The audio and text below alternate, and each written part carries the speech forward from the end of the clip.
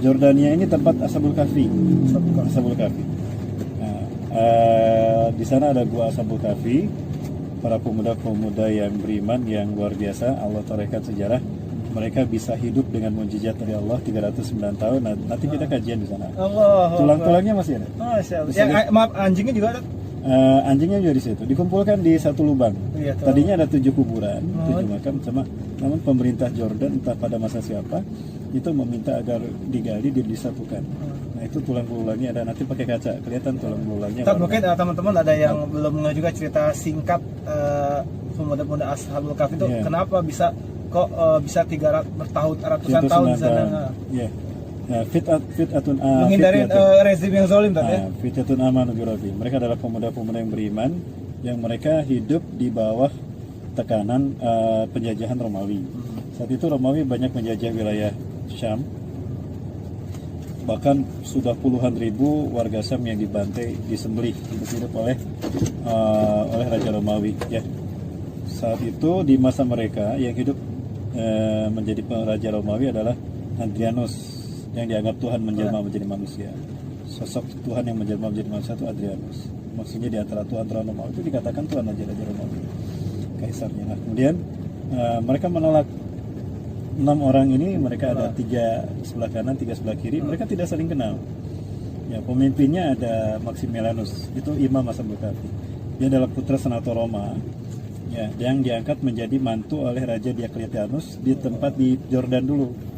Jordan dulu dikuasai oleh Raja Diocletianus. Nah, Diocletianus ini punya anak perempuan namanya Helen, itu istrinya pemimpin Ashabul Kahfi.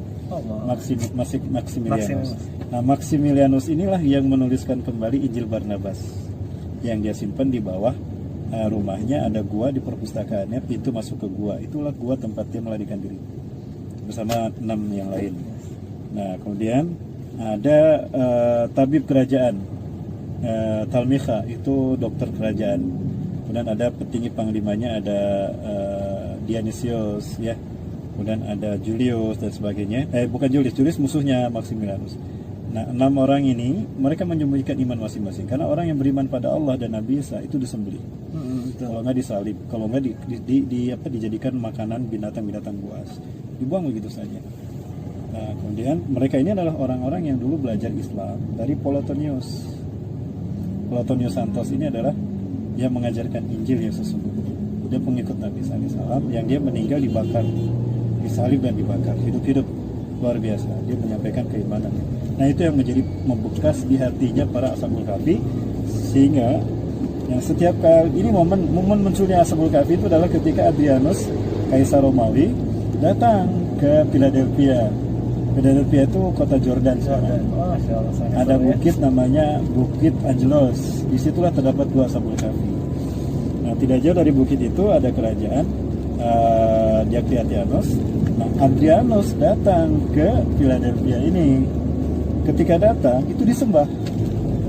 Ada prosesi penyembahan Hadrianus sebagai Tuhan. Satu persatu, mulai dari Raja Diocletianus menyembah, jenderal ini menyembah. Nah, giliran Ashabul Kahfi, Maximianus, dia nggak mau nyembah, nggak mau sujud menyembah Hadrianus manusia. Nah, dia berani mengatakan, ya, fil kaun hunaka ilahun wahid. Di alam semesta ini cuma ada satu Tuhan, Allah, Tuhan pencipta alam semesta. Nah, di situ, ya, kemudian Tuhannya Rabbu Musa wa Harun, Nabi Ibrahim, Rabbu Musa wa Rabbu Harun, ya, Tuhannya Nabi Nuh, Nabi Ibrahim, Nabi Musa, Nabi Harun, dan Nabi Isa, dan Nabi yang ditunggu dunia, Ahmad. Kita begitu. Kaget orang-orang sekitarnya, tidak mau sujud dan menunjuk kepada Hadrianus, kamu raja manusia zalim, Allah akan menyiapkan neraka kepada mereka yang zalim di muka bumi. Seperti itu, kaget itu. Ya. Kemudian ditangkaplah Maximianus itu penasehat tinggi Raja Diocletianus, mertuanya sendiri berhadapan dengan mertua. Nah, itu namanya mertua versus menantu. Nah, gitu luar biasa. Nah, yang lain lagi mana? Barangkali ada yang menjadi pengikut Maximianus. Nah, muncul ada Talmikha, Dionysius masuk bertiga. Muncul lagi yang 3 orang yang tidak bertemu. Mereka masing-masing menyembunyikan imannya. Hari itu menampakkan diri. Jadi 6 orang kan? marah tuh Adrianus, akhirnya dipenjara. Mereka ketika dipenjara beriman, bertakwa. Ada seorang jenderal yang dia kagum dengan keimanan Ashabul Kahfi. Mereka berani disiksa, berani mengorbankan nyawa mereka demi Tuhan yang tidak terlihat, yang tidak diyakini saat itu. Namanya Pedias. Pedias dia gelisah. Orang-orang ini bakal berani mempertahankan iman, disalib, dibakar, tetap beriman pada Allah. Siapa Allah itu? Dia penasaran, curious dia. Tanyalah sama Ashabul Kahfi yang di dalam penjara. Akhirnya beriman, dilepaskan semua ikatannya, menerima profesi masuk Islamnya Pedias, lalu dibebaskan suruh pergi. Pedias yang seorang diri menghadapi tentara Romawi, dia syahid, padahal dia tentara Romawi. Jadi sebetulnya ada 6 plus 1 7, jadi 8. Mereka lari, tidak langsung ke gua Ashabul Kahfi, tapi ke rumah Antonius, seorang pengembala kambing yang punya anjing Kitmir. Dia juga beriman pada Nabi Isa.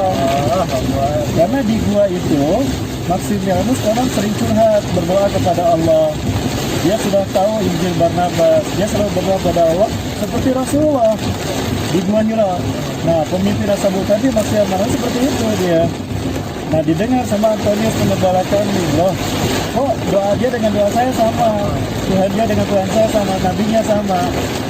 Antonius menjadi orang ke-8 dari Ashabul Kahfi, dan dia ikut ke dalam gua. Pedias tidak syahid kan? Jadi yang ada di dalam sana itu ada 7 yang ada di dalam gua Ashabul Kahfi, 8 dengan anjingnya Kitmir atau Rokim. Terus yang sampai mereka ditidurkan oleh Allah sampai ratusan tahun itu gimana kejadiannya? Tujuannya Allah ingin menunjukkan bahwa kuasa Allah di sana nampak, karena mereka saat itu banyak membicarakan tentang akhirat, kematian. Nggak mungkin manusia mati hidup lagi, nggak ada akhirat itu. Nah, orang nggak ada yang berumur panjang, nggak mungkin dia berumur panjang, pasti umurnya kayak kita. Nah, itu semua Allah buktikan melalui peristiwa yang dialami Ashabul Kahfi. Maka peristiwa Ashabul Kahfi ini mematahkan semua domain-domain khurafat yang ada pada masa itu. Ketika mereka bangun setelah 309 tahun, situasi sudah berubah. Rajanya sudah beriman pada Allah. Uang yang mau mereka gunakan sudah tidak berlaku lagi. Uang ini yang menjadi saksi bukti kalau mereka hidup zaman dulu. Allah. Raja awalnya tidak percaya, orang-orang tidak percaya, disiksa lagi. Allah. Karena dianggap pencuri, dianggap berbohong. Ya, tapi begitu ketemu dengan Barnabas, ahli sejarah, pengikut Nabi Isa yang konon katanya berumur panjang juga. Nah, Barnabas inilah yang menjelaskan pada mereka tentang Nabi Isa AS. Akhirnya tentang Nabi Isa dan sejarah Ashabul Kahfi ini, akhirnya mereka terima. Akhirnya disanjung-sanjung, dipuji, luar biasa, maaf, dihormati lah. Nah, mereka akan dibangunkan masjid dan rumah. Di atas gua itu akan dibikin masjid. Namun mereka mau takut keberadaan mereka dikultuskan. Betul. Maka mereka meminta dicabut saja nyawanya. Jadi nggak sempat turun tuh semuanya, masih tetap di gua. Orang-orang mudah menyambut, baik kami berenung dulu, berdoa dulu pada Allah. Izinkan kami berdoa pada Allah, kalian pergi dulu. Nah, ketika berdoa itu ternyata mereka minta dicabut nyawanya. Akhirnya mereka dicabut nyawanya bareng-bareng. Ketahuan mati, meninggal dalam keadaan sujud semua. Allah. Itu ketika anjing Kitmir yang di depannya tergeletak, tidak bangun-bangun. Orang-orang curiga. Begitu masuk ke dalam, semuanya mati dalam keadaan sujud. 309 tahun. Allah bolak-balikan tuh. Ketika di luar panas, di dalam dingin, di dalam gua dingin. Ketika di luar dingin, di dalam gua panas. Bagaimana Allah mengatur cahaya matahari, membolak-balikan badan mereka tanpa mereka sadari. Masya Allah. Luar biasa cerita Ashabul Kahfi. Jadi saya cerita gini langsung di tempatnya nanti saya. Nah, jadi makin tertantang kepada teman-teman juga, kira-kira ayo kita Februari minta sama Allah disehatkan ya, dikuatkan niatnya, diadakan rezekinya tadi ya. Insya Allah nanti kita bulan Februari bersama Al-Mukarram dan tim kita safari bareng-bareng, umroh, menikmati, mengetahui sejarah peradaban Islam dimulai dari Al-Aqsa, Mesir, bahkan dari Nabi Adam sampai Imam Mahdi, dari Nabi Adam ke Imam Mahdi. from beginning to the end. Allah, paket komplit sama Al Mukarram langsung jadi tour guide ya tadi ya. Saya tour guide insya Allah. Allah Akbar. Tour guide sama Ustaz Rahmat Behuni. Edisi spesial kepada Anda sahabat Billah. Ya kira-kira Momen Isra Mi'raj. Allah. Pas Isra Mi'raj. Jadi momen Isra Mi'raj dan momen yang sangat luar biasa bersama Ustaz Rahmat Behuni untuk mengetahui sejarah dunia, sejarah Islam tepatnya maksud saya. Semoga bisa membuat kita makin cinta dan makin takwa. Allah Akbar, tapi masya Allah. Ya. Gak kerasa sebenarnya masih banyak yang menantikan sama beliau, tapi Bisa pada sudah sampai. Al Mukarram sudah sampai. Ya, Alhamdulillah. Ya, insya Allah. Tat, sehat terus buat Ustaz Rahmat Behuni, Tat. Dimudahkan dakwahnya, Tat ya. Allah.